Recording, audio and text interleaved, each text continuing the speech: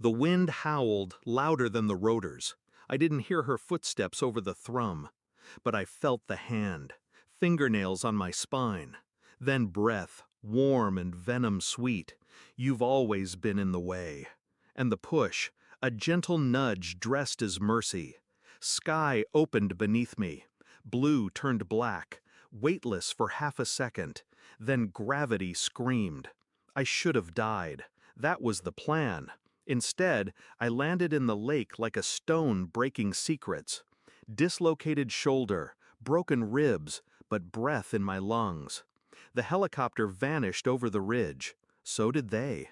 My wife, her sister, and somewhere in their pockets, my company's deed and a $9 million life insurance payout. They thought I was dead, and that's exactly what I needed them to believe. I watched my own funeral from behind a tinted window. Front row, black dress, veil she didn't need. My wife didn't cry, neither did her sister, but they held each other's hands like widows of the same man. I waited. Let them mourn their performance. The day after the service, she transferred the company to a new executive director, someone with no history, a name that didn't exist 6 months ago. But I did my homework. His name was Daniel, my wife's college ex. A failed startup, bad debts, no credibility. Until now. She'd given him my company, with forged signatures. My death certificate attached. Every piece fell into place like they'd rehearsed it. But they hadn't counted on the lake, on the pilot who pulled me from it, on the coroner who hadn't seen my body. They counted on grief. They forgot I don't die quietly. I went dark. No calls, no cards, no headlines, just shadows and silence. I moved city to city, using aliases, rebuilt my accounts under shell names, tracked every move through backdoor server access they didn't know I'd coded in. Their emails were a confession trail. We're so close. Just 6 more weeks and it's all ours.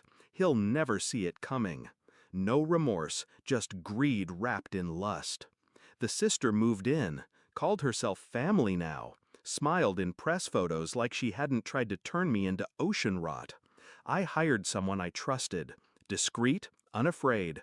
He retrieved the surveillance, footage from the cabin, the charter records, audio from the pilot's mic, the last 10 minutes before the fall. Tilt it over the water, make it look like turbulence. Her voice, my wife's. That was all I needed, but I waited. Patience was the only gift they gave me. I intended to return it tenfold. The boardroom smelled of cold coffee and steel ambition. They were celebrating. Champagne, flashbulbs, a headline on the screen, new era, stronger leadership. I walked in, alive.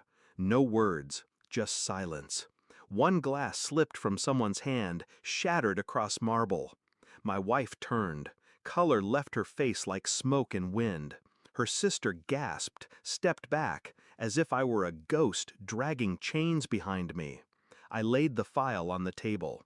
Charter pilot statements, forensic bank trails, phone logs, audio, surveillance stills of her whispering into Daniel's mouth at 3 a.m. Then the will, the real one, and the forged one. Everyone stared. I stared at her. She didn't cry. She didn't need to. She knew she'd already lost. I didn't raise my voice. I just handed her the same pen she used to fake my death. Sign, I said.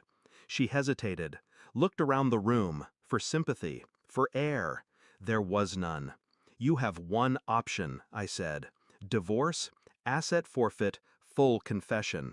She shook her head slowly. Her mouth opened. Why? I asked. Not for answers, for the silence that followed. Her sister fled first, Daniel second. She stayed, because she knew this was her burial, and I was her funeral. I didn't press charges, didn't need to.